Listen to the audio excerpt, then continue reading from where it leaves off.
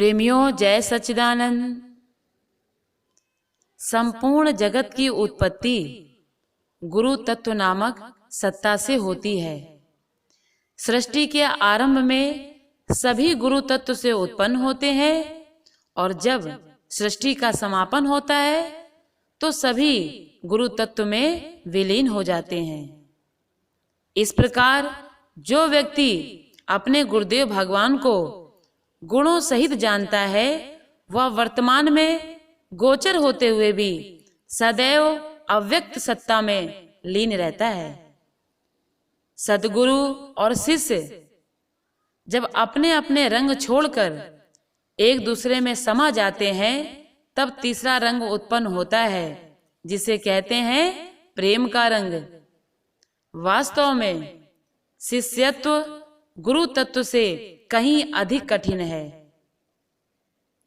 क्योंकि शिष्यत्व में स्वयं को भीतर से खोलना पड़ता है, अपने अंतर्द्वंद को मिटाना पड़ता है, अपने जीवन में क्रिया करनी पड़ती है, निरंतर सीखने की प्रवृत्ति रखनी पड़ती है।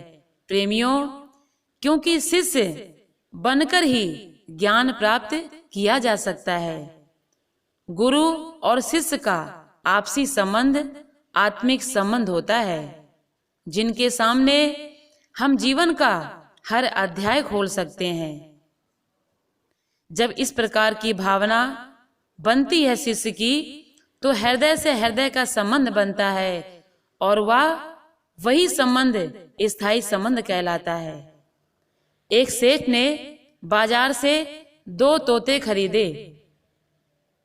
एक की कीमत थी 500 रुपए और दूसरे की कीमत थी 5 रुपए। उसने बेचने वाले से इस अंतर के विषय में जानना चाहा, लेकिन बहलिये ने यह कहकर टाल दिया कि आपने खरीद लिया है तो आप स्वयं ही अंतर जान जाएंगे, मेरी बताने की आवश्यकता नहीं है। अब पहली रात सेठ ने 500 रुपए वाले तोते को अपने शयन कक्ष में टांगा। दूसरे दिन जब सेठ की नींद खुली तो तोते ने कहा, श्री राम की जय हो, श्री राम की जय हो। और उसके पश्चात उस तोते ने श्री राम जी की वंदना की। यह देखकर सेठ बहुत खुश हुआ। उसका दिन बहुत अच्छा बीता। सुबह सुबह भगवान का नाम सुनाई दिया। अब दूसरे दिन रात को सेठ ने दूसरे तोते को अपने शयन कक्ष में टांगा और जब सुबह नींद खुली तो तोते ने उसे गालियां देनी शुरू कर दी। सेठ को बड़ा क्रोध आया। सेठ ने गालियां सुनकर अपने नौकर को आवाज दी और उस तोते को मार डालने के लिए कहा। उसी समय कमरे के दूसरे कोने में लटकाए पिंजड़े में से पहला तोता बोला, महाराज इसे क्षमा कर दीजिए, इसमें इसकी कोई गलती नहीं है।